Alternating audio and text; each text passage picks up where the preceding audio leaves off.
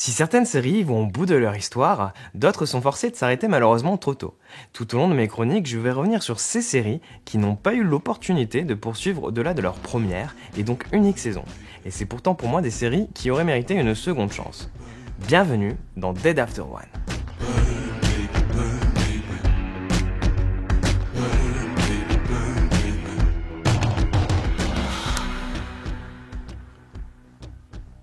Firefly, série sortie en septembre 2002 aux États-Unis et seulement 3 ans plus tard en France sur la chaîne Série Club. C'est Joss Whedon, le créateur de Buffy contre les vampires ou encore très récemment le film Avengers, qui eut l'idée du concept de Firefly. Une idée inspirée du roman de Killer Angels retraçant la bataille de Gettysburg qui eut lieu lors de la guerre de sécession. L'histoire se déroule dans les années 2500.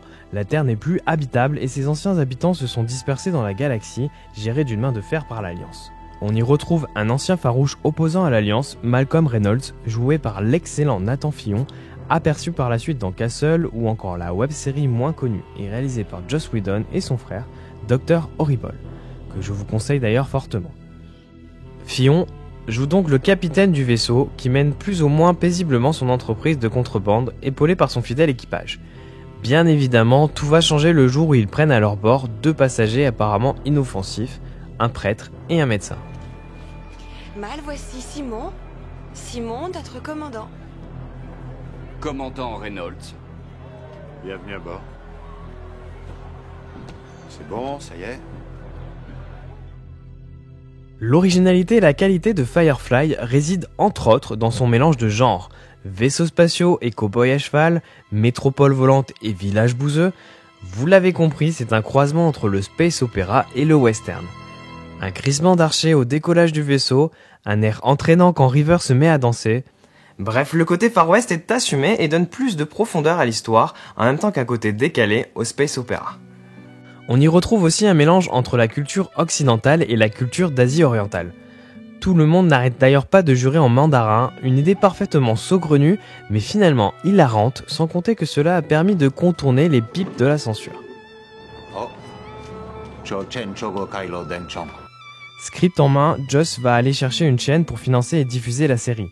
C'est donc la Fox, chaîne ayant diffusé 24 heures chrono, X-Files ou encore 21 Jump Street, qui va diffuser Firefly.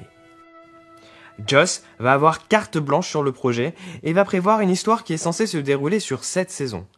Sauf que voilà, rien ne va se passer comme prévu. Premier problème, la Fox. Pour rappel, il existe 6 réseaux nationaux privés qui prédominent sur la télévision hertzienne américaine. ABC, NBC, CBS et 3 networks historiques. Par la suite, il y a aussi la Fox, UPN et The WB, ces 2 derniers ayant fusionné en 2006 pour former la chaîne The CW. Autant qu'à cette époque, les chaînes de diffusion avaient un pouvoir énorme de décision compte tenu du peu de concurrents disponibles. Et ce pouvoir, la Fox l'a bien utilisé. En visualisant le pilote, la chaîne décide de commencer par diffuser l'épisode 2, qui, à leur goût, fait plus figure d'épisode d'introduction. Sans parler d'une diffusion qui fut anarchique, avec des retards dans la programmation. Yeah. That went well.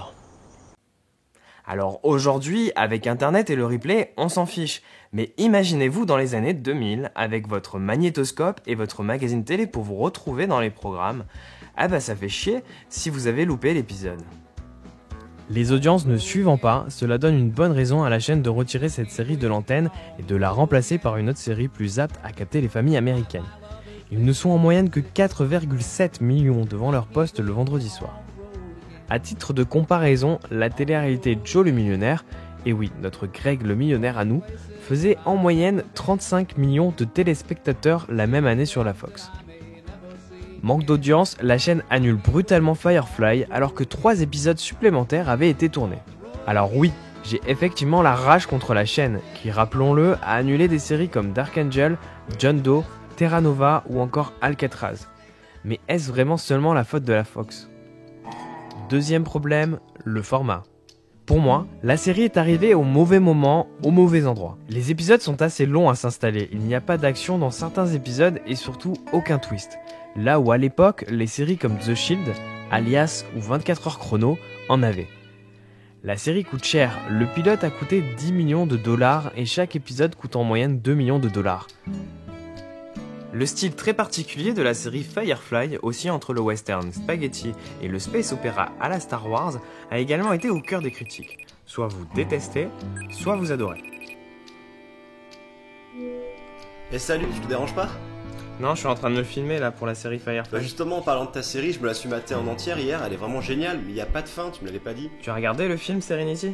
Ils ont fait un film, t'es sérieux? Je l'ai en Blu-ray si tu veux, viens chez moi ce soir, on se le mate ensemble. Ok, ça marche, je ramène de la DSP, salut. Et oui, rassurez-vous, cette œuvre inaboutie sera finalement complétée par un long métrage 2 ans plus tard qui va apporter les réponses aux questions posées par la série et ainsi clôturer comme il se doit l'histoire de Firefly. Et si tout ça a été possible, c'est grâce à la mobilisation des fans. Comme quoi, tout est possible. Yes! Firefly est pour moi une série de qualité et je pense que nous sommes peut-être passés à côté de l'une des plus grandes séries de science-fiction qui aurait dû marquer le paysage audiovisuel de son empreinte. De nos jours, je pense que la série aurait pu cartonner sur une chaîne du câble ou encore pourquoi pas Netflix. Bon, il faut que je retrouve le Blu-ray de Serenity maintenant. A plus.